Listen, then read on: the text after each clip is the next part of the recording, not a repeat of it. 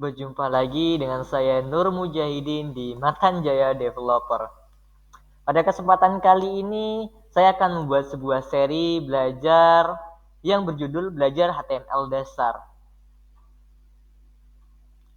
Dan kali ini kita masuk ke part pertama, dan ini merupakan video pertama dari sesi atau seri yang saya buat. Dan merupakan part pendahuluan untuk mempelajari HTML. Selanjutnya, kenapa kita harus belajar HTML? Apa alasannya?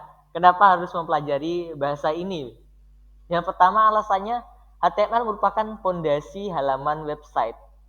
Jadi tanpa adanya HTML, maka halaman website juga tidak akan tercipta gitu, tidak akan tampil, tidak akan ada.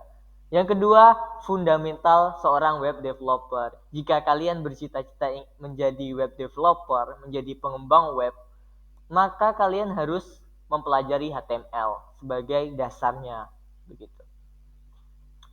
Yang ketiga, HTML cocok untuk pemula.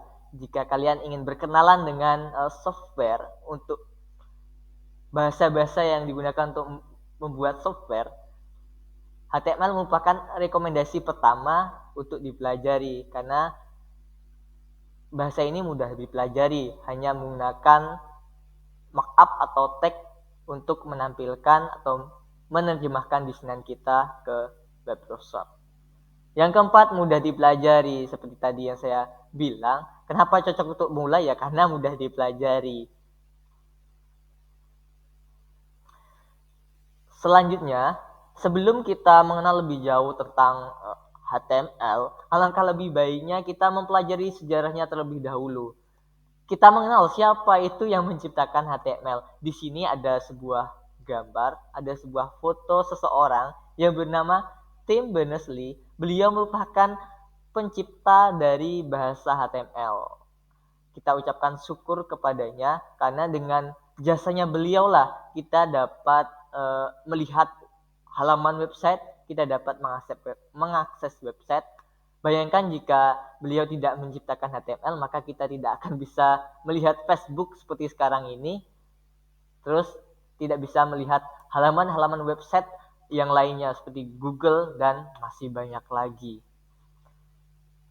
Sejarah HTML dimulai oleh Tim Berners-Lee. Beliau merupakan seorang ahli fisika di lembaga penelitian CERN yang berlokasi di Swiss.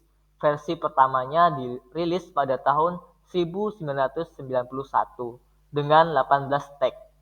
Sejak saat itu, setiap kali ada versi barunya, pasti akan selalu ada tag dan atribut atau tag modifier yang juga baru.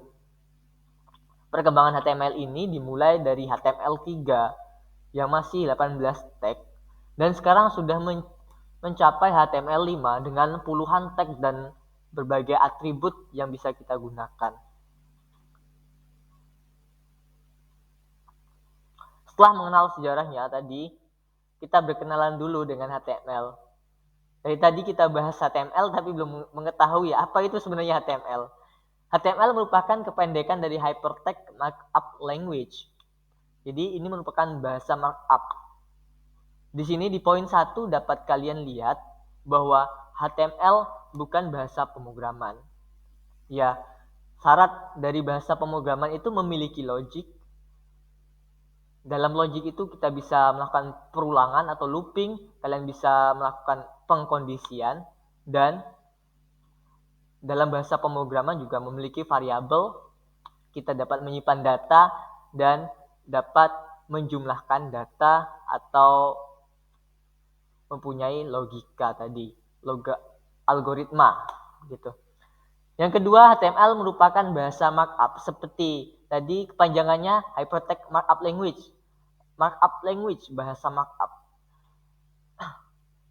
Yang disebut bahasa markup adalah di sini dia cuma menggunakan markup atau di HTML kita sebut dengan tag di HTML. Tag HTML di dalam tag itu banyak, ada tag HTML itu merupakan fondasi awalnya atau struktur awalnya. Di dalam tag HTML ada tag utama, ada dua tag utama yaitu tag head dan tag body dan sebagainya. Nanti kita akan bahas lebih lanjut di part berikutnya. HTML digunakan untuk membuat halaman website. Seperti peruntukannya, HTML memang diciptakan untuk membuat halaman website. Tanpa adanya HTML tadi di awal saya sudah jelaskan, kita tidak bisa menikmati yang namanya website begitu. HTML sebagai penerjemah.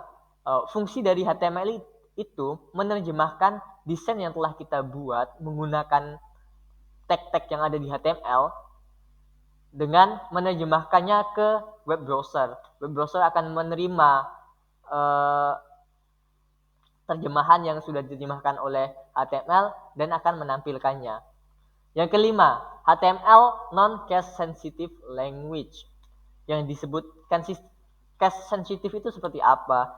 Case sensitive itu bahasa yang mempunyai harus menggunakan huruf yang sama persis. Jika salah huruf besar kecilnya, maka itu akan error. Seperti bahasa-bahasa pemrograman seperti JavaScript, PHP, dan Python. Ketika kita menuliskannya dengan huruf besar, maka itu sudah beda arti, itu udah error begitu. Kalau di HTML kita bisa menuliskannya sesuka hati kita, mau huruf besar, huruf kecil sama aja. Dia bisa membacanya begitu.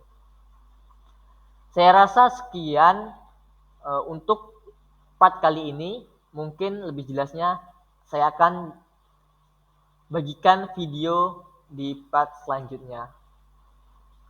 Salam pejuang titik koma.